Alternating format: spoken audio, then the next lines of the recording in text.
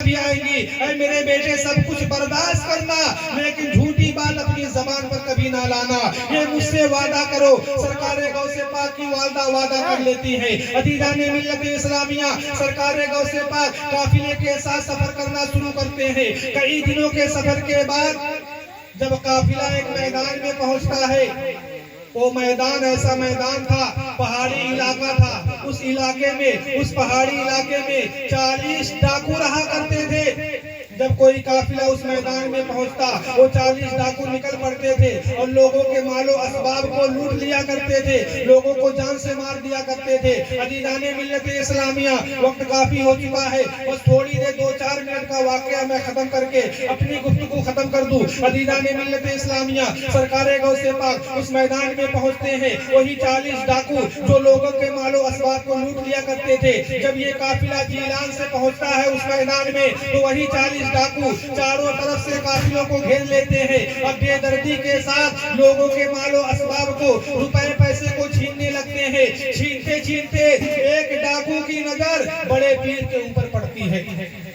وہ ڈاکو سرکار غوث پاک کے پاس پہنچتا ہے، چھوٹی سی عمر ہے، اور کہتا ہے بچے کیا تمہارے پاس کچھ ہے؟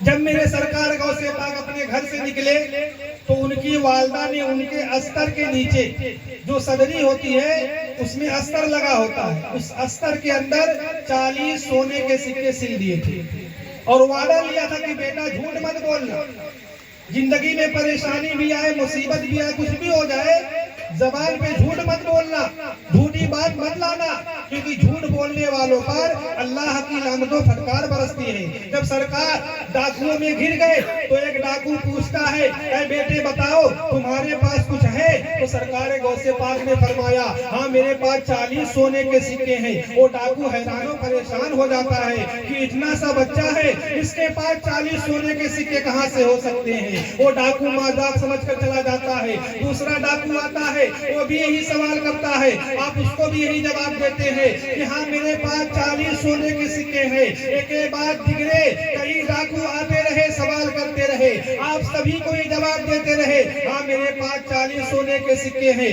آپ کی تلاشی لی گئی لیکن سونے کے سکے کہیں نہیں ملے۔ عزیزان ملت اسلامیہ، جب ڈاکو تمام لوگوں کا مال و اسباب لوٹ کر آپس میں بانٹنے لگے تو ایک ڈاکو کھڑا ہوتا ہے اور کہتا ہے اپنے سردار سے کہ سردار اس قافلے میں ایک بچہ ہے، جب میں نے اس سے پوچھا تمہارے پاس کچھ ہے تو اس نے کہا ہاں 40 سونے کے سکے ہیں۔ اتنا کہہ کر وہ چپ ہوا کہ دوسرا کھڑا ہو گیا، وہ کہتا سردار یہ سچ کہتا ہے، میں نے بھی اس بچے سے پوچھا۔ تیسرا کہتا میں نے بھی پوچھا، بات یہ پکی ہو گئی کہ اس بچے کے پاس 40 سونے کے سکے ہیں۔ ڈاکوؤں کا سردار کہتا ہے ایک کام کرو، جاؤ اس بچے کو میرے پاس لے کر آؤ، میں بھی تو پوچھوں، میں بھی تو دیکھوں اگر 40 سونے کے سکے اس کے پاس ہیں تو کہاں ہیں۔ عزیزان ملت اسلامیہ، ایک ڈاکو بھاگتا ہوا سرکار غوث پاک کی بارگاہ میں آتا ہے اور سرکار غوث پاک کو لے کر اپنے سردار کے پاس آتا ہے۔ سردار کے پاس جب سرکار غوث پاک پہنچتے ہیں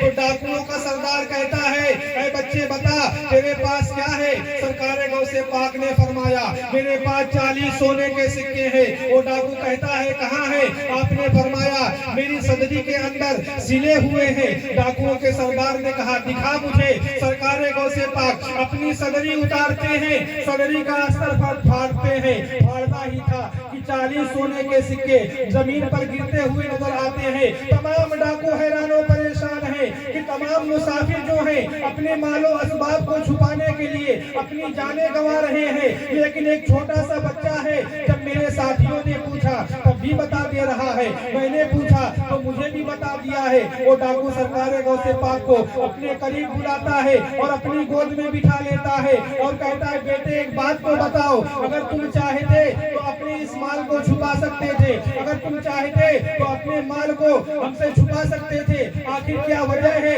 کیا بات ہے کہ تم نے اپنا مال ہم سے نہیں چھپایا؟ تو سرکار غوث پاک ارشاد فرماتے ہیں بات ایسی ہے کہ چلتے وقت میری ماں نے مجھ سے وعدہ لیا تھا کہ بیٹا عبدالقادر زندگی میں پریشانی بھی آئے گی، زندگی میں مصیبتیں بھی آئیں گی، لیکن بیٹا کچھ بھی ہو جائے جان جائے تو جانے دو لیکن زبان پر جھوٹی بات نہ آنے پائے۔ عزیزان ملت اسلامیہ، جب سردار نے یہ سنا تو زارو قطار رونے لگا، حیران و پریشان ہو گیا، زارو قطار رونے لگا اور رو رو کر کہنے لگا، اے بچے تو اتنا چھوٹا سا ہو کر اپنے ماں کے فرمان کو نہیں توڑا، اور ہم کئی برسوں سے اللہ کے فرمان کو توڑ رہے ہیں۔ ڈاکوؤں کا سردار کھڑا ہو جاتا ہے اور سرکار غوث پاک بڑے پیر رضی اللہ تعالیٰ عنہ کے ہاتھوں پر سچے دل سے توبہ کرتا ہے اور متقی اور پرہیزگار ہو جاتا ہے۔ یہ ماجرا دیکھ کر تمام ڈاکو بھی سرکار غوث پاک کے ہاتھوں پر توبہ کرتے ہیں اور مسلمان ہو جاتے ہیں۔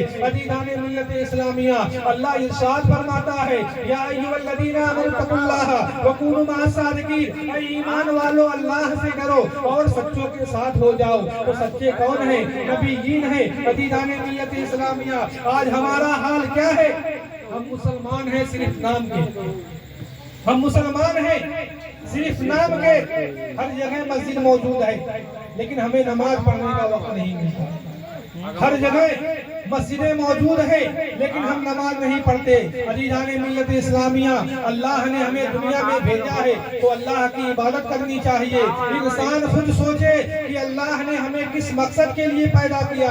قرآن ارشاد فرماتا ہے، وَمَا خَلَقْتُ الْجِنَّ وَالْإِنسَ إِلَّا لِيَعْبُدُونِ، اللہ نے جناتوں اور انسانوں کو صرف اور صرف اپنی عبادت کے لیے پیدا کیا ہے۔ عزیزان ملت اسلامیہ، یہ پروگرام جو رچایا اور بسایا گیا ہے محب گرامی کے گھر پہ بچی کی پیدائش کی خوشی پر یہ محفل پاک بچایا اور بسایا گیا ہے۔ اللہ پاک کی بارگاہ میں دعا کہ مولا تبارک و تعالیٰ اس بچے کو صحت و تندرستی عطا فرمائے، ہر آفات و بلیات، ہر بلا، ہر مصیبت، ہر بیماری سے محفوظ و معمور فرمائے۔ استغفر اللہ رب من کل ذنب و اتوب الیہ۔ کھڑے ہو کر صلاۃ و سلام کریں۔